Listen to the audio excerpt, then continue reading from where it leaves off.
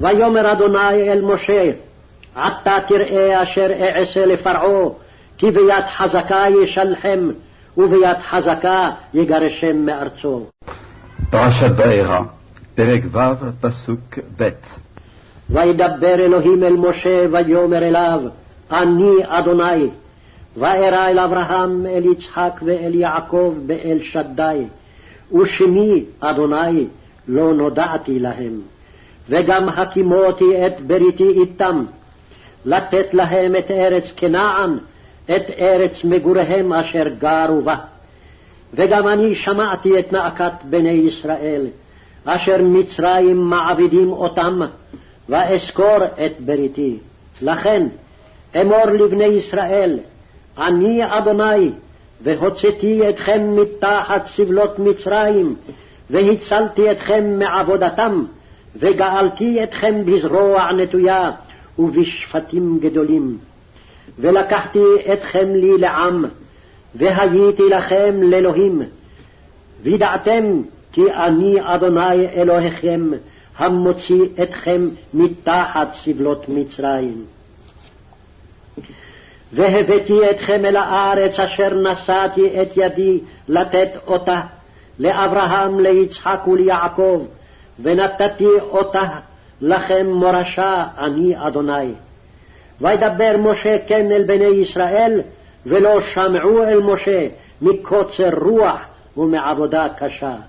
וידבר אדוני אל משה לאמור, בוא דבר אל פרעה מלך מצרים, וישלח את בני ישראל מארצו.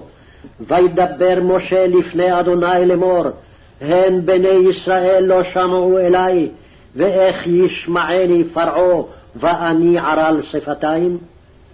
וידבר אדוני אל משה ואל אהרון, ויצווים אל בני ישראל ואל פרעה מלך מצרים, להוציא את בני ישראל מארץ מצרים. אל ראשי בית אבותם, בני ראובן בכור ישראל, חנוך ופלו חצרון וכרמי, אלה משפחות ראובן. ובני שמעון ימואל וימין ואוהד, ויכין וצוחר, ושאול בן הכנענית, אלה משפחות שמעון.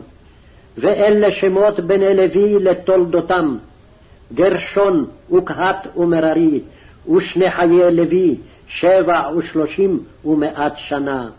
בני גרשון לבני ושמעי למשפחותם, ובני קהת עמרם ויצהר, וחברון ועוזיאל, ושני חיי קהת 33 ומאת שנה.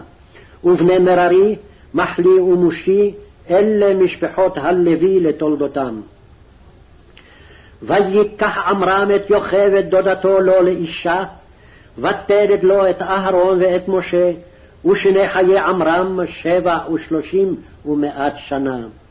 ובני יצהר, קורח ונפג וזכרי, ובני עוזיאל, מישאל ואל צפן וסטרי.